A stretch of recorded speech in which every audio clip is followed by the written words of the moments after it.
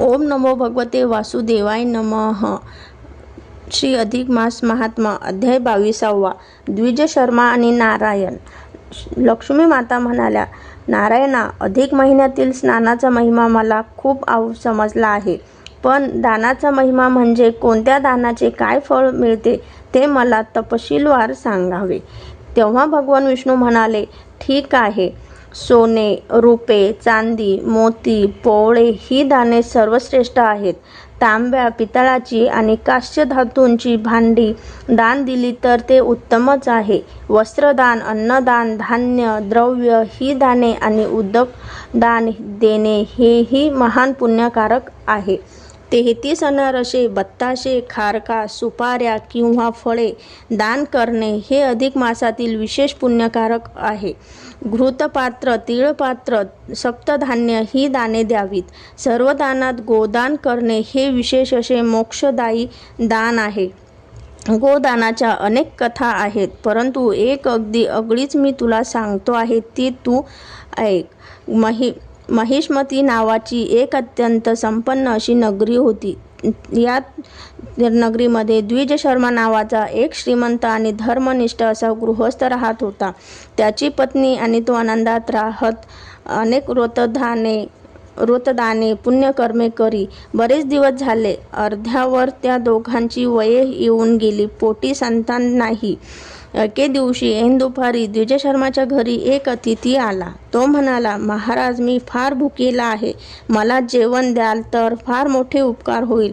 त्यावर द्विज शर्मा म्हणाला, अरे, अन्नदानासारखे महान पुण्य मला घडेल तर ही संधी आम्ही कशी दवरणार? चल रे, हातपाय धु आणि पाटावर बस. इथेच पोटभर जेवण कर. त्याचे जेवण झाल्यावर शांतपणे त्याच्याशी गप्पा गोष्टी चर्चा झाल्या. तेव्हा द्विज शर्माला कळाले, हा अतिथी म्हणजे अत्यंत गरीब माणूस आहे. याला आई वडील, भाऊ बहीण वगैरे कुणीही नातेवाईक नाही. जगाचा एकटा आहे. पाठीवर हा एकटा सदाशिव आहे. त्याचे नाव नारायण असे आहे. हा नारायण आपल्या घरी पुत्राप्रमाणे राहावा. याने आपली सेवा करावी आणि आपणही त्याचे भरण पोषण करावे. हा विचार द्विज शर्माने नारायणाला सांगितला आणि त्यानेही त्या विचाराला संमती दिली. झाले. द्विज शर्माच्या घरी तो नारायण आनंदाने राहू लागला आणि त्यांची सेवा करू लागला. काही दिवसानंतर काय आश्चर्य, त्या द्विज शर्माची पत्नी गरोदर राहिली आणि तिला पुढे यथाकाळ पुत्ररत्नाचा लाभ झाला. नारायणाचा पायगुण म्हणून द्विज शर्माने त्याचेही खूप कौतुक केले. साऱ्या गावाला आनंद झाला. द्विज शर्माच्या घरी पुत्रजन्माचा खूपच थाटाचा सोहळा पार पडला. 5वीच्या दिवशी रात्री एक विलक्षण प्रसंग घडला. सायंकाळी द्विज शर्माच्या बायकोने यथाविधी 5वीची 6वीची पूजा मनोभावे करून बाळाला तिच्या पुढे ठेवले. पूजा दर्शन झाल्यावर सारेजण शांत झोपले.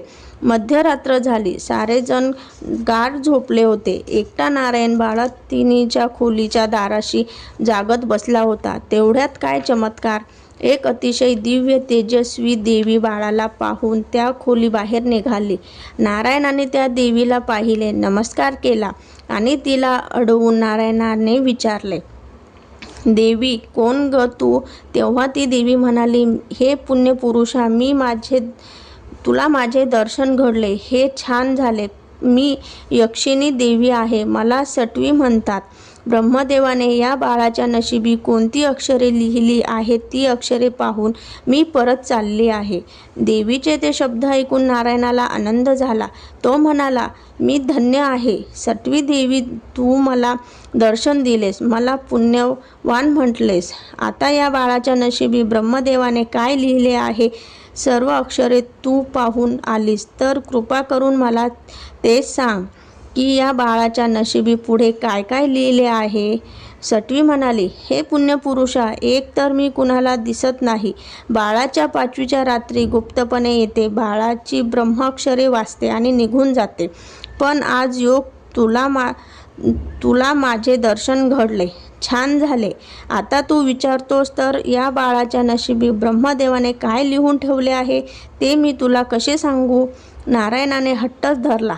तेव्हा ती देवी म्हणाली, द्विज शर्माच्या या पुत्राच्या नशिबी सुखसंपत्ती नाही, संसारही हा करणार नाही, फक्त ताक विकून आपल्या उदरनिर्वाह करील आणि गरिबीतच खूप वर्षे जगेल. इतके सांगून सटवी झटकन निघून गेली. नारायणाने विचार केला, हाय रे हे देवा, काय या बाळाचे नशीब असो ब्रह्मलिखित अटळ आहे, असे मनाशी म्हणत नारायण निघून गेला. त्याने ही हकीकत पुढे कुणालाही कधीच सांगितली नाही. त्या बाळाचे बारसे करून संभ्रम हे नाव ठेवले.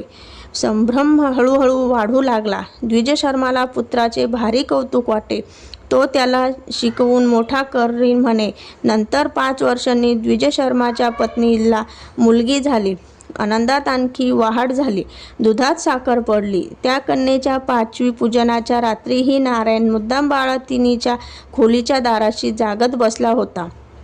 पूर्वीप्रमाणेच मध्यरात्री पुन्हा सटवी देवी आली. तिने बाळाची ब्रह्माक्षरे वाचली. ती परत निघाली. नारायणाने तिला विचारलेच. तेव्हा सटवी देवीने सांगितले की या मुलीच्या नशिबी माता पित्यांचे सुख नाही. लवकरच ही पोरकी होईल.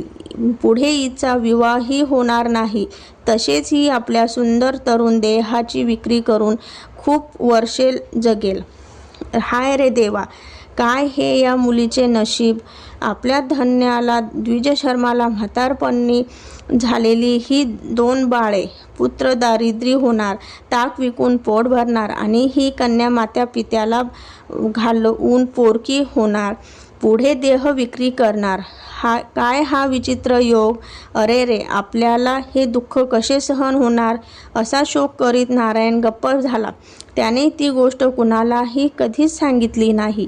विधिलिखित ठरल्याप्रमाणे पुढे काही वर्षांनंतर द्विजशर्मा आणि त्याची बायको मरण पावली.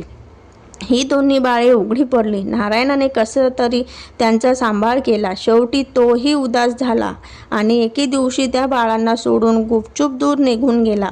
गावकऱ्यांना या सर्व गोष्टीची खूपच दुःख झाले. त्यांनी संभ्रम बाळाला दुधासाठी एक चांगली गाय दान दिली. त्या गायीचे दूध विकून संभ्रम आणि त्याची ती बहीण आपले पोट भरीत असे. उरलेल्या दुधाचे ताक करून ते विकायचे आणि आपला उदरनिर्वाह करायचा दिनक्रम त्यांनी चालू केला. एके दिवशी द्विजशर्माची ती मुले नदीवर पाणी आणण्यास गेली होती. तेव्हा तिथे एका श्रीमंत वेश्येचा तळ पडला होता. त्या वेश्येने ही सुंदर मुलगी पाहिली आणि तिला भुरळ घालून आपल्याबरोबर परगावी घेऊन गेली. बहीण बेपत्ता झाल्याचे पाहून संभ्रमणाने खूपच शोक केला. पण दैवगती पुढे कोण काय करणार. असो, भगवान नारायण म्हणाले, लक्ष्मी माते, या दोघांची पुढील कथा आपण 33व्या अध्यायात ऐकणार आहोत. ओम नमो भगवते वासुदेवाय नमः.